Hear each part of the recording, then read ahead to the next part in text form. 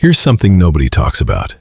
The richest people you will never hear about, they don't have Alexa, no smart fridge, no Ring doorbell, no voice-activated anything. And it's not because they can't afford it. It's because they know something you don't. Let me paint you a picture. You walk into two homes. The first one is loaded. Smart lights that change color with your mood. A thermostat you talk to. A doorbell that records your neighbors. A refrigerator with a touchscreen on the door. The whole setup probably cost $30,000–$40,000. The second home is quiet. Beautiful hardwood floors.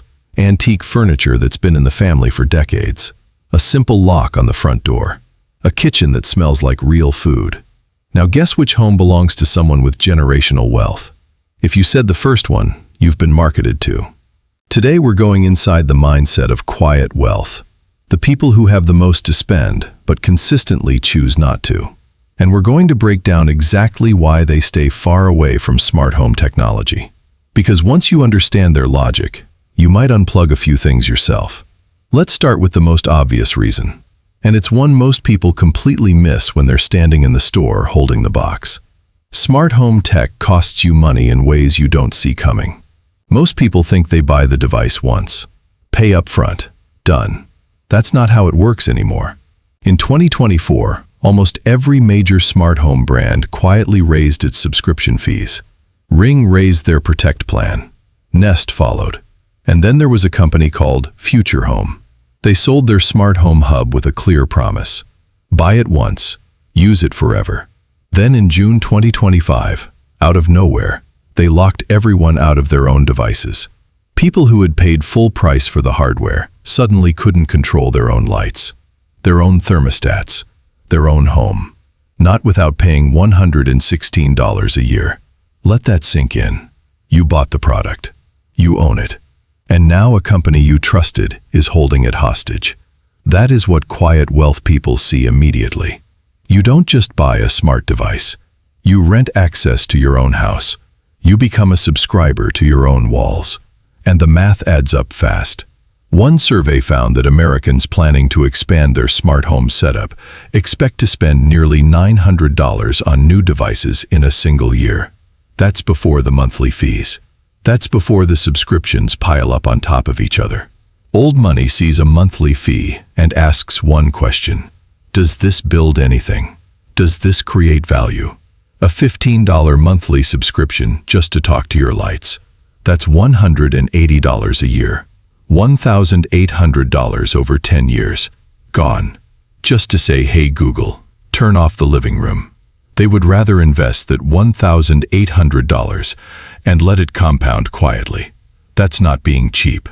That's being calculated. Now let's talk about the thing nobody in tech wants you to think too hard about. When you set up a smart home, you are letting strangers listen inside your house. Not hypothetically. Literally. Ring doorbells, which are owned by Amazon, shared footage from customers' homes with law enforcement without permission. This was not a rumor. Amazon admitted it. In the first half of 2022 alone, Ring handed over user footage to police at least 11 times. No warrant, no consent. Just gone. Senator Ed Markey called it a crisis of accountability. Amazon eventually changed their policy in January 2024. But here's the fine print. They still store everything on their own servers. They still retain the right to share your footage in what they call emergency situations. And they're still connected to over 2,000 law enforcement agencies across the country. And Ring was just one company. Your Alexa device is listening. Not just when you say the wake word. That's the myth they sell you. Smart TVs collect data on what you watch. Smart fridges track your purchasing habits. Google Nest knows your daily schedule better than your own family does. Now think about who quiet wealth actually is. These are families who built fortunes over generations. Families who have real legal exposure, real business rivalries, private conversations that actually matter at the kitchen table, estate planning discussions in the living room, financial decisions that could affect entire families. Why would they voluntarily install a microphone in their home, owned and operated by a trillion-dollar corporation? They wouldn't. They don't. There's an old understanding among people who've had real money for a long time. Your home should be the one place on earth where nobody can hear you. Smart home technology destroys that completely. Here's the part of this story that blows people's minds every time. The people who built this technology, the people who profit from you buying it, don't use it themselves. Steve Jobs, the man who made the iPad. When a New York Times reporter asked how his kids liked it, Jobs said directly, "They haven't used it. We limit how much technology our kids use at home." Steve Jobs, the guy who sold you the iPad. His own kids had never touched one. Bill Gates? His children didn't have smartphones. Melinda Gates confirmed they only used a computer in the kitchen. Bill spent hours reading physical books while, quote, everyone else was refreshing their homepage. Mark Zuckerberg wanted his daughters reading actual books and playing outside, not on Messenger Kids, his own product, the one his company built for children. And then there's the Waldorf School of the Peninsula in Silicon Valley. No computers, no screens at all, not allowed in the classroom. The school even discourages screen use at home. Who sends their kids there? Employees from Google, Apple, Yahoo, eBay, Hewlett-Packard. The New York Times reported that 75% of students at that school have parents who work in the tech industry. Think about that for 1 second. The people building these products are literally paying extra money to keep their own children away from them. Chris Anderson, former editor of Wired magazine and a tech CEO himself, described himself as a fascist when it comes to limiting his kids' tech time. He said, and I'm quoting here, "That's because we have seen the dangers of technology firsthand. These are not conspiracy theorists. These are the engineers, the founders, the people writing the actual code, and they want nothing to do with it in their personal space." That is the clearest signal you will ever get about what smart home tech actually is. It is a product designed for someone else to sell, not something the people making it actually want in their own homes. Let's talk about money again. Because this is where old money people really start shaking their heads. Quiet wealth thinks in decades, sometimes generations. They buy things that hold value or grow in value: artwork, land, businesses. Watches from certain Swiss manufacturers that have been making the same movement for 100 years. Antique furniture. You know what does not hold value? A smart thermostat. Tech gadgets depreciate faster than almost anything you can buy. The moment the product leaves the box, it starts losing value. Not 5%, not 10. We're talking 30, 40, sometimes 60% in the first year. And it gets worse from there. Belkin, the company behind the Wemo smart home line, shut down support for devices as recent as 2 years old in 2025. 2 years old. People had perfectly working hardware that was essentially made useless overnight because a corporation decided to move on. Logitech killed their Harmony remote line, one of the most popular smart home products ever made. Just gone. Customers were left scrambling for workarounds. This is exactly what quiet wealth sees coming. You spend $500 on a smart home hub. In 3 years, the company either kills the product, gets acquired, goes bankrupt, or pivots to subscription pricing. And your $500 investment is now an expensive piece of plastic. Meanwhile, that antique oak dining table they bought in 1985? Worth 4 times what they paid. The mechanical watch on their wrist. The one with no apps, no Bluetooth, no Wi-Fi, no notifications. Worth more today than it was 10 years ago. Old money doesn't buy things that go obsolete. They buy things that age well. Smart gadgets are the exact opposite. They are designed to become outdated. That is the business model. That is how tech companies keep growing. They need you to upgrade. They need the old thing to stop working so you buy the new thing. Quiet wealth doesn't play that game.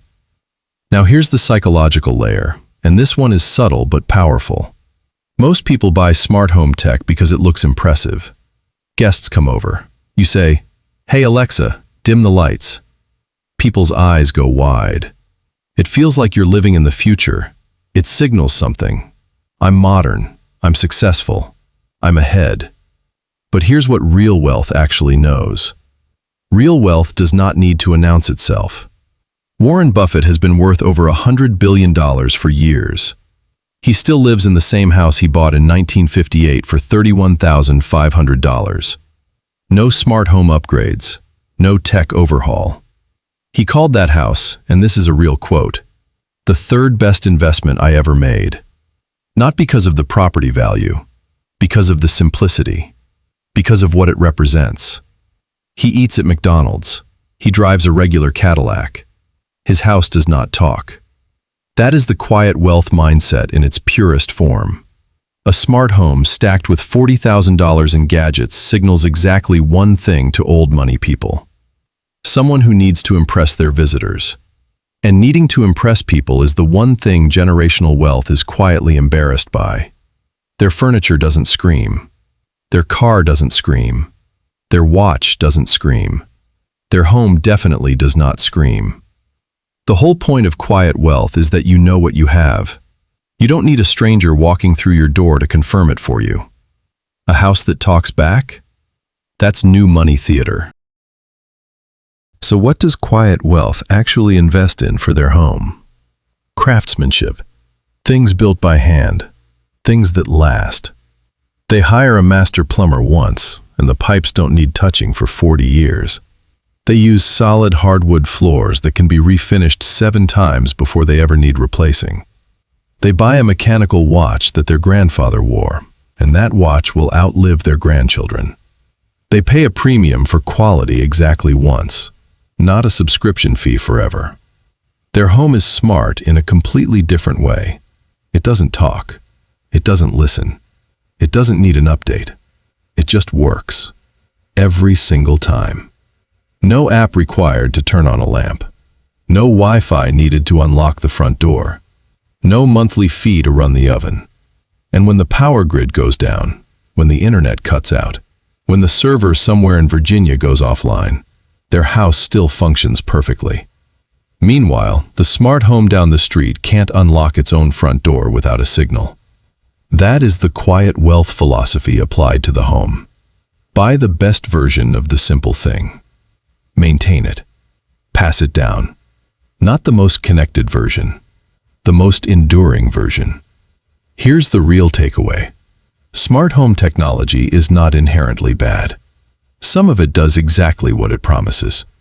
But the way most people consume it, chasing the newest device, stacking subscription on top of subscription, filming their front porch for Amazon servers to store forever, that is not a wealth habit.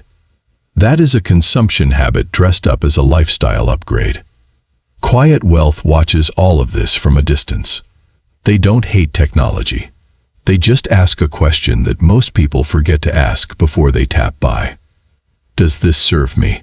Or does this serve someone else's business model? An Alexa sitting on your kitchen counter hears everything you say and uses it to sell you things. A well-made kitchen knife just cuts vegetables. One costs about $10 and lasts a lifetime. The other costs a monthly fee, knows your shopping patterns, and has a microphone pointed at your family. Quiet wealth always chooses the knife. So the next time you're about to buy something that makes your home smarter, pause for just a moment. Ask yourself honestly, who benefits more from this purchase? You or the company that built it and owns the servers it runs on? The answer will tell you everything you need to know. If this changed how you see things, share it with someone who needs to hear it. And subscribe.